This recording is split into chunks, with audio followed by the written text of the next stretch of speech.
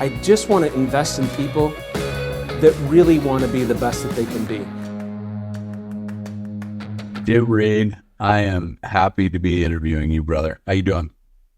I'm doing better now that you're here. Right? That's why this guy is the king of sales. Seriously, man, I've known you for 13 years now. I don't remember not knowing you. What I do remember is that you became a coach, and I didn't even know who the hell you were. And I was like, "Who's this Hunter guy?" And then I got to know you, and I realized why. And I shouldn't say I didn't like you. You intimidated me. You made me nervous, so I stayed away from you. I'm like, well, I'm not going to go interview the one guy that's going to shoot me down. Which actually, that's probably good. That in and of itself is a good lesson for everybody to learn. Don't do that. It actually worked out for me, but don't do that. Why do you still coach? Like you've been a coach for how long? Like just any kind of coach or business coach? It's called business. At least 18 years. Yeah. Like at least. So why do you still do it? So like, I've been playing sports since I was 4 years old. How about you? Yeah. So I played sports since I was 4 years old. And when I was still in college doing sports, my high school track coach asked me to come coach the sprint group while I was going to San Jose State. And the first track meet that I was ever a coach at was the Stanford Relays, which is a really big meet. And the first event that I ever coached, like my guys ran, was the mile relay. And as soon as the gun went off, I jumped up in the air and I was dancing around like I was Fred Astaire. And my coach thought, "Oh, you'll be a coach the rest of your life." Like my boss, the guy who coached me. I just like it. I mean, I've been coached forever. I have so many coaches I could name and tell you what they did for me that I just feel like I'm required to pay it forward, and I just like it. I just feel like, not everybody has the guts to be strong when you need to be strong, be soft when you need to be soft, and I just like it. So that's where, and my next question is, it's hard not to or feel arrogant by saying it, but what makes, I can tell you because you've coached me, what makes you a great coach? Well, the same thing that probably made you nervous to talk to me. But that is that I'm willing to say what's on my mind. And I believe in making some deposits so that I could put some pressure on. And I think that when people put pressure on before they make deposits, that's when coaches get the bad reputation. But if you make some deposits first, then you can put the pressure on. And everybody who has a coach, who's hired a coach, who's been on a team, I don't care if it's subliminal or whatever, is doing it because at some point they want somebody to put the pressure on them a little bit, at least. A little bit. Unapologetically. Well, I apologize a lot because sometimes I don't come across the right way. But I don't apologize for what I was intending. Sometimes I apologize for the delivery. But I think that, like, there's pressure, praise, and competition. Yeah. And this is going to sound not that nice. People who say their number one motivation is praise, I'm probably not going to do that much. I'm sorry. I love you. I'll hug you. I do. But pressure and competition, those are the right things if you want to achieve a lot. Although, by the way, to you, what you just said, the key too is to understand. I think as a coach, you got to understand who your students are too. Like, it's okay for it to be praised, to understand that and to know that's what you're going towards. It's just that most people that are seeking praise, of which I am guilty of from time to time, are like that motivation as opposed to the pressure in the competition. There's greater pressure and competition to perform than there is, I want you to say I did a great job when it's all over, right? No, yeah. So you're talking about what propels a person, right? Yeah.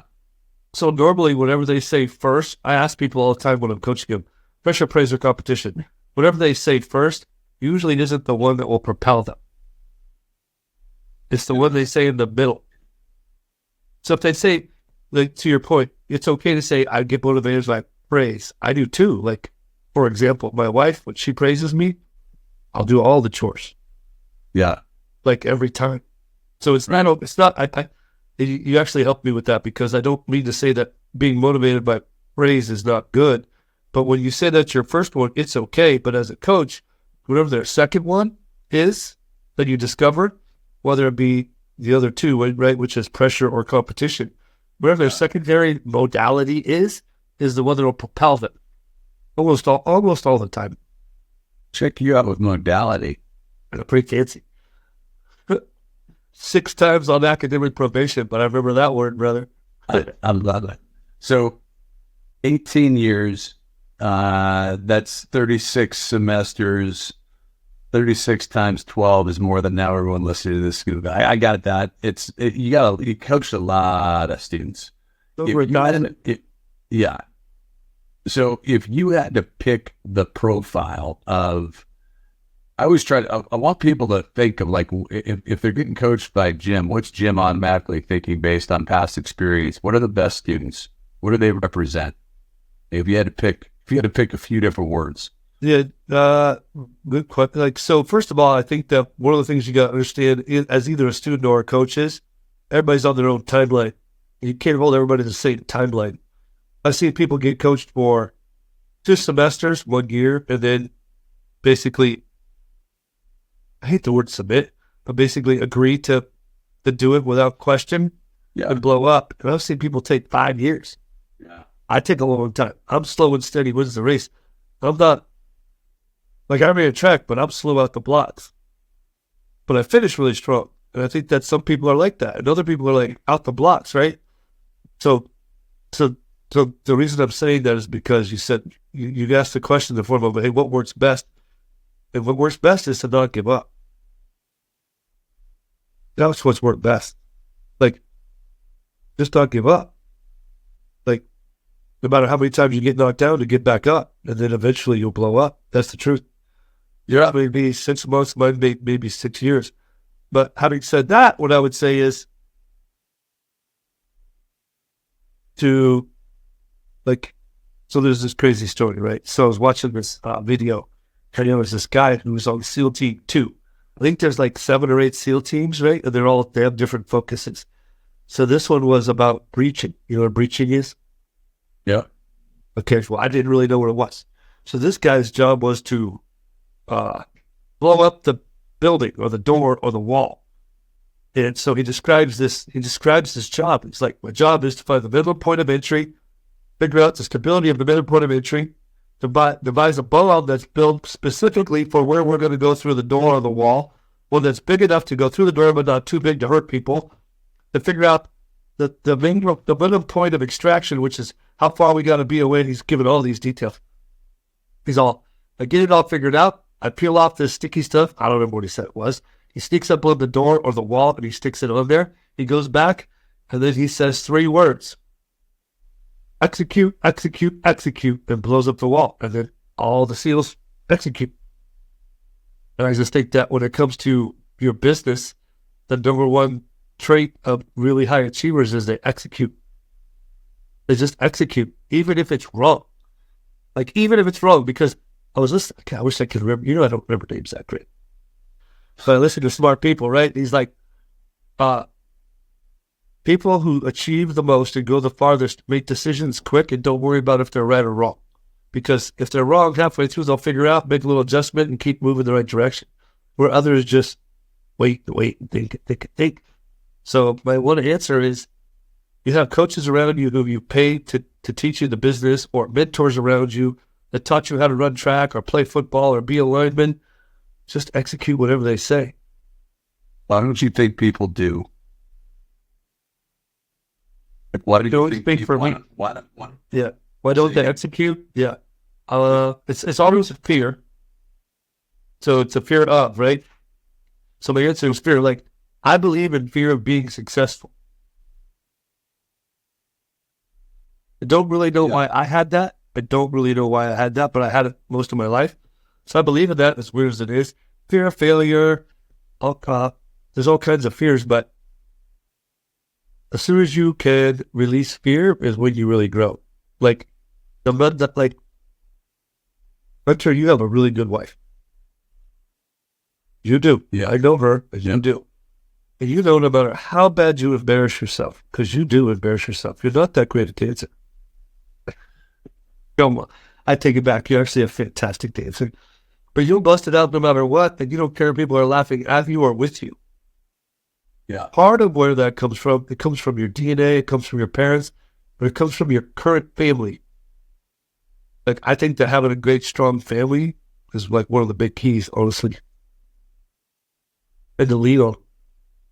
Yeah, for sure. Why would you say lean on people, right? Because I was going to ask you, like, when you talk about, like, if you say what creates fear, how do you get people over it? How do you as a coach, like you, Jim Reed, if I'm interviewing you, right? And I know that one of my, well, we talked about fear, we talked about executing, right? You got fear first, so then you don't execute because you have fear.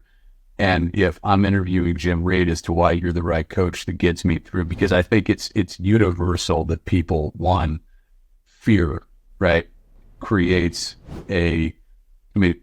people to freeze a lot. Hesitation. Right? Fear creates hesitation. Period. Yeah. So what do you do as a coach to get people off of that?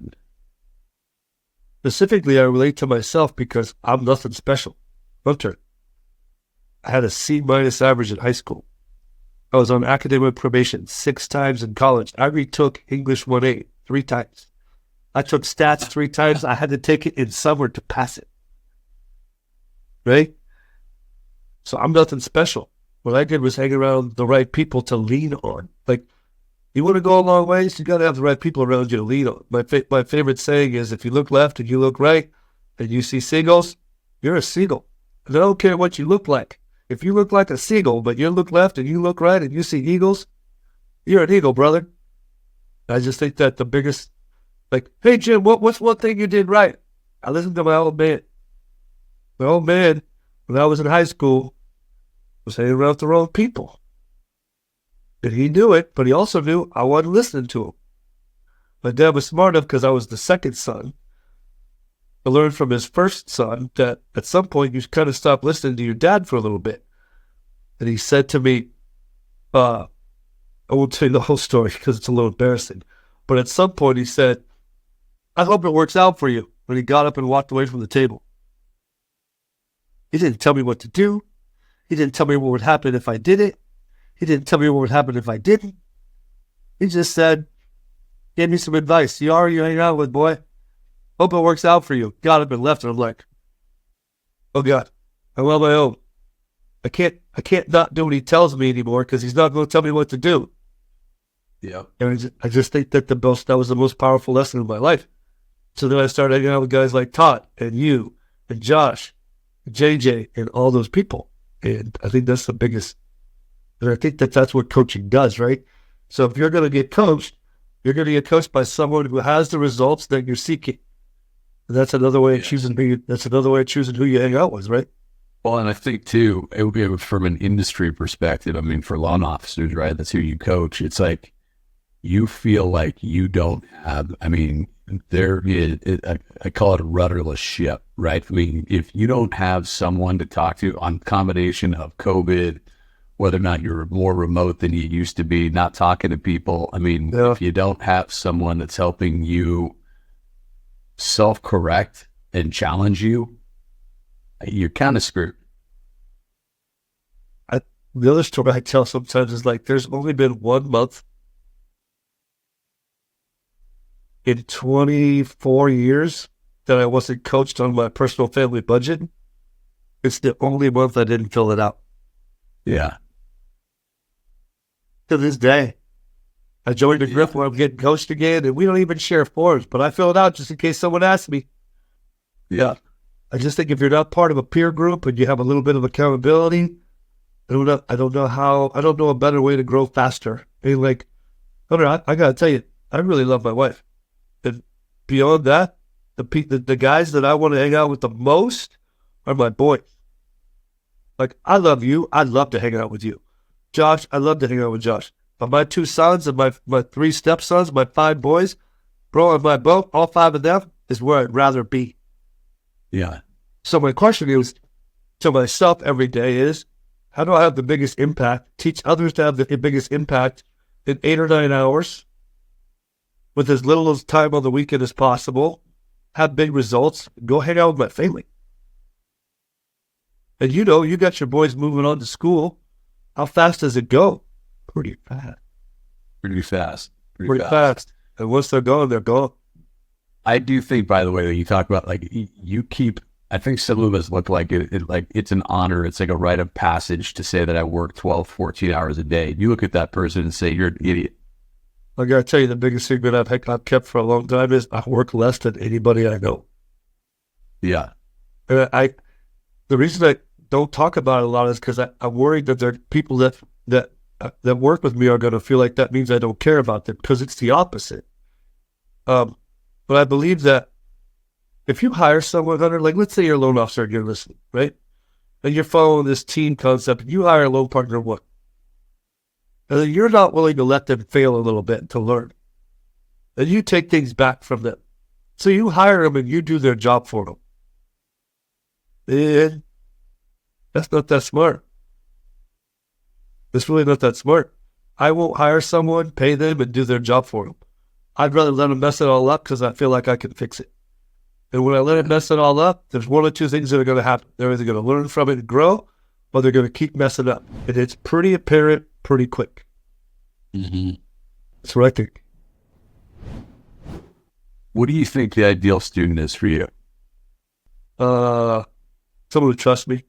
You know, they can say, "Oh, I'm scared of you." And that's an excuse not to do what I say or listen to me, right? Or all that is a built-in excuse not to achieve. I'm scared of you. I'm intimidated. But I ain't been in a fight since the 8th grade. Like, Yeah. what are you scared of? I'm 6'2", 185 pounds. Like, my kid can bench press more than me. What are you scared of? Like, if you're scared because I'm going to tell you the truth, don't be scared of that. I love you. It's actually a good point. It's like, don't be scared. It's like the truth. It's like you want to be around people that will tell you the truth, right? You do that for me. Like, we're really close. Like, we don't get to hang out because we're not in the same towns, but you're one of the people I have a relationship where if I'm being a dick, you'll tell me. Yeah. And I don't get mad at you. Even if I'm mad at you in the moment because you're right. You know what I mean? I might be mad at you because you're right. But yeah, within 3 minutes, like, I'm like, thanks. Like, so I do these meetings once a quarter. We were taught to do these. I do them. I've done them for more than 10 years. Every October, I do an all-day business planning event. And then every 3 months, right? So October was January, April, July. I do business planning. I just did business planning, and I invite the top producers, top processors, top LP1s from my branch, and we update our goals. And I picked these 3 this time because they're not intimidated by me. And I learned more yesterday in my business planning meeting that I'm supposed to be leading.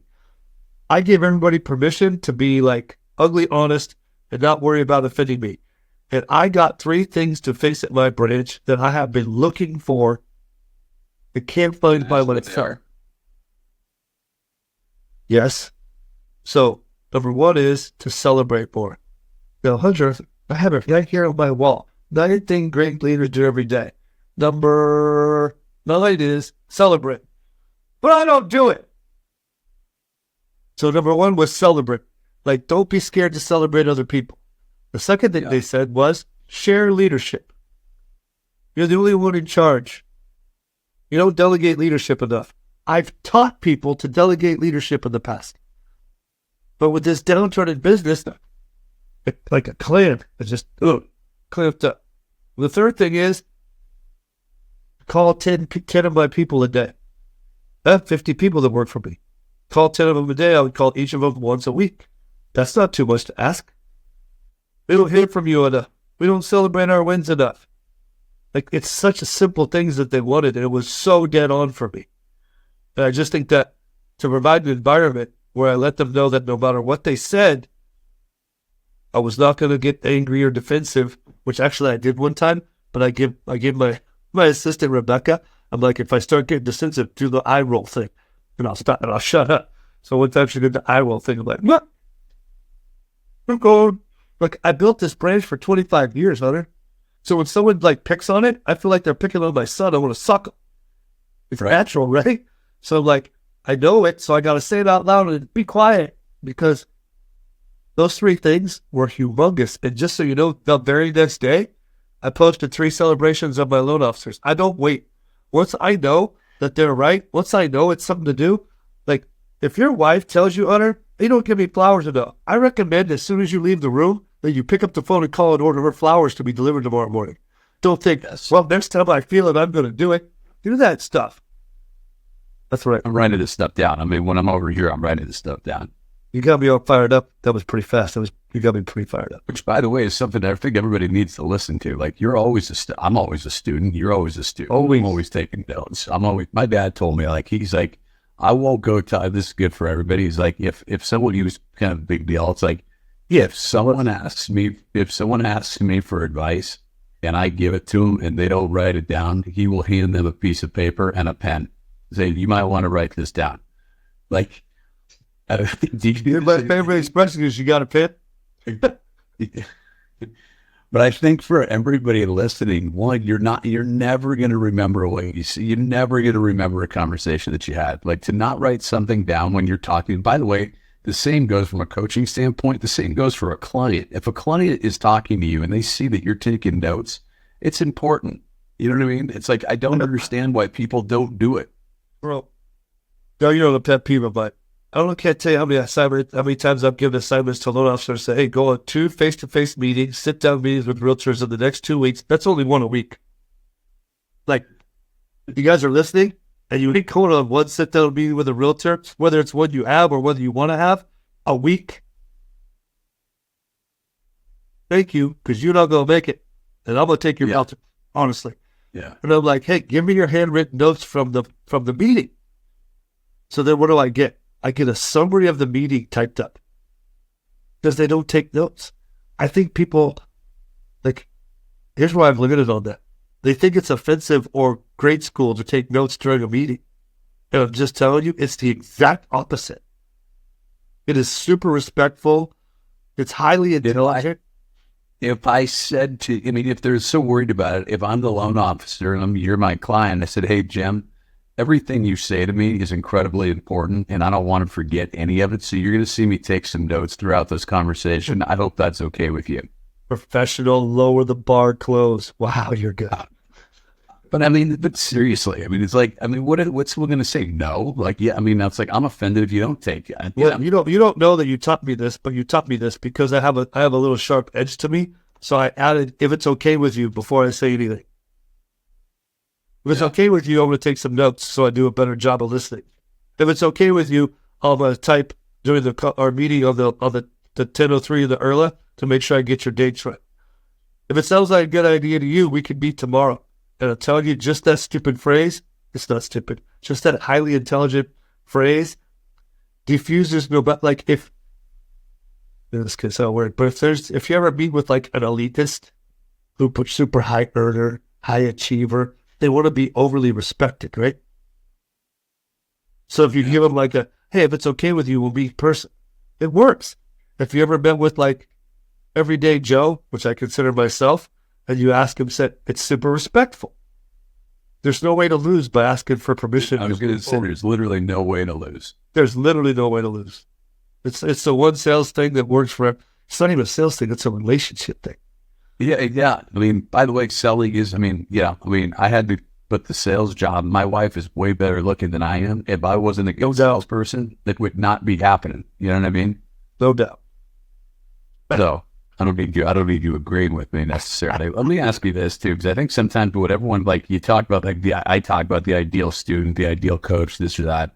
Give me the dead opposite of, like, what are the qualities of the worst students that you've had? But what are the qualities? So worst student is like, so the way I would say it is the slowest to learn student. How about that? So what they do is they hear what you say, and then they go ask 5 other people if they think it's good advice. That's the worst. Like, if you're listening and you've hired someone as a mentor, or you've chosen someone as a mentor in your business, or you've chosen someone as a mentor to be a better dad or a better husband, whatever the topic, a better basketball player, and then you've chosen this coach or this mentor, and then they tell you what to do, and when they're not around, you ask other people to see if they've got it right, fire them. because either you're not ready, which is most likely the case, or they're not the right person. But it's my biggest pet peeve, right? Like when I get done coaching, I'm always like, don't ask nobody else. Don't compare notes. Just do it. See how it works, and then let's talk about it. Instead of, hey, dude, Jim told me this. Do you think it works? Do you think it's a good idea? I'm not sure. Like, forget it. Forget it. Well, I think the key is, too, don't hire you in the first place. But don't do both. Don't do both. That's the same thing as me saying, don't hire someone to do their job for them. It's the same thing as saying, don't hire a coach and then not listen. Hello? Well, I was just going to ask you, what's the worst coach you've ever seen? And to me, that's one of the top things. You don't listen to what your student needs. You just coach them on. You coach them on what you think they need versus what they need. So like, I run next level coaching, right? We're an internal program going out to external, and it's got roots in the core, which is the best coaching program of all time for lending, in my opinion. But it's different, and I coach. I manage and run and coach the coaches for the program. And a lot of them want to have a schedule with themes. Having a theme and being married to the theme with a student is a lot like being a pitch salesperson. You're going to pitch them on whatever you decided you're going to pitch them on. That's sales. I don't want to be no part of sales. I don't want to be a salesman. I want to be a relationship guy. I want to be a consultant, and I want to find out what's not working and tell you how I got around it, how I fixed it for me. Like, I used to hang out with a lot of donut-eating realtors because I coached 27 realtors at one time and got 2 loans a month from all 27 combined. Not that smart, right? They were half in, half out of the business. It made me feel good because they told me how smart I was, but they never were going to make it in our industry. It's not that tough. I mean, not that easy. Like the statistic I heard is 5% of people in lending and real estate make it longer than 5 years. 95% fail. So you're going to come in interact with a lot of people that aren't going to make it. So you hang out with the ones that aren't going to make it because it's easy. No one ever grew from that. By the way, I got to take a step back for you too. It's like when you talk about like you want to roll with eagles, make sure they're to your left and to your right. And the same is true with seagulls. I don't understand why, like whether or not you're a realtor working with a crap lender or a lender working with a crap realtor, like at some point it affects your confidence. Like I don't want to go sit in a room with 30 people that close 2 loans. I'm gonna rub off on me, dude. I'm walking in. Literally, it's gonna. I mean, it's like it's gonna rub off on me. You know, I mean, so it's like I do think people in our business, they just don't understand it. It doesn't, and this even goes back to the whole thing on, what motivates you, praise. My point is, everyone has to understand what they attract and what's attractive to them. And what's attractive to them is not necessarily attractive to me. And like, go make it happen with the right audience for you. Well, yeah, you're saying that they're operating from abundance. Yes. Not everybody in the world that's a good realtor is going to like Hunter. Although a lot of them are because you're super cool, but a lot of them aren't, bro.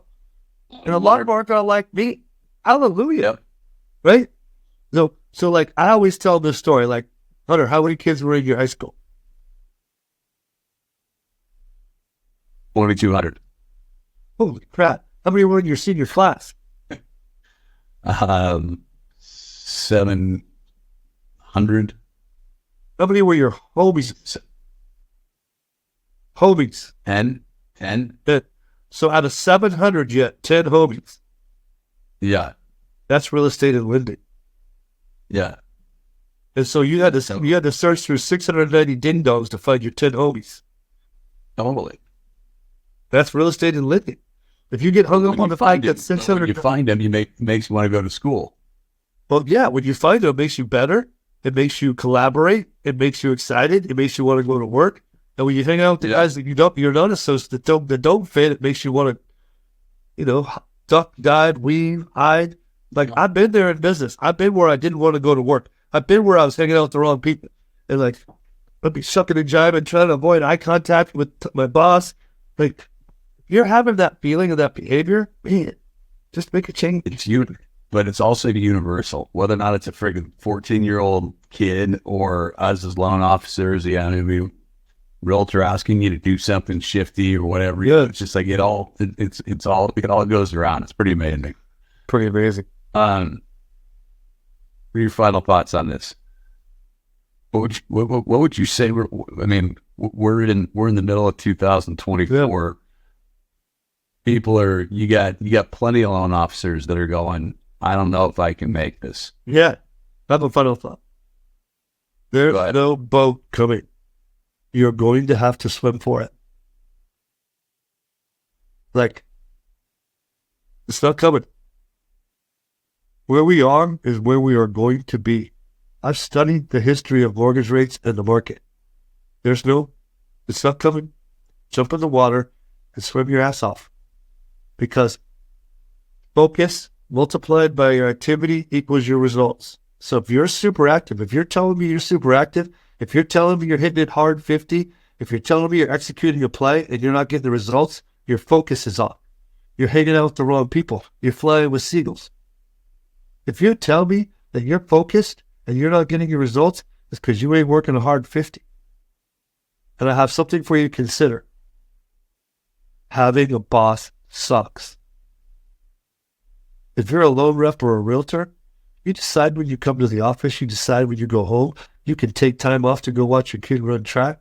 You can pick your little girl up after kindergarten and take her to get ice cream and drop her off at home and go back to work. And you don't have to ask anybody. Try having a job where you got to ask Mr. Smells if you can take 10 minutes to go pick up your daughter from work. It sucks. So if I had one bit of recommendation for anybody that's in real estate or lending right now, let's see. May 20th, 24, it's a really good job. We're super lucky to have it. Start acting like that. That's my advice. I love it. I'm just going to put my face on you and away we go. I love that. Yeah, let's do it. Jimmy, dude, love talking to you, brother. Always. So thank you.